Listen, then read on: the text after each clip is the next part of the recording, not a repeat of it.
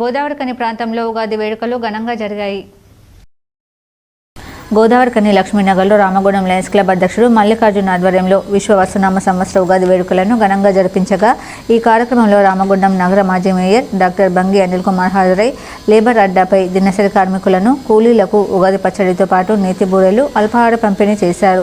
ఈ సందర్భంగా రామగుండం పారిశ్రామిక ప్రాంత ప్రజలకు రామగుండం లయన్స్ క్లబ్ అధ్యక్షులు మల్లికార్జున్ తెలుగు సంవత్సరాది ఉగాది శుభాకాంక్షలు తెలిపారు.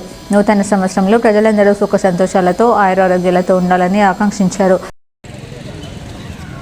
ఈరోజు విశ్వావసు నామ సంవత్సర ఉగాది శుభాకాంక్షలు ప్రాంత ప్రజలందరికీ. ఈ సంవత్సరం మొత్తం కూడా ఈ ప్రాంత ప్రజలందరూ సుఖ సంతోషాలతో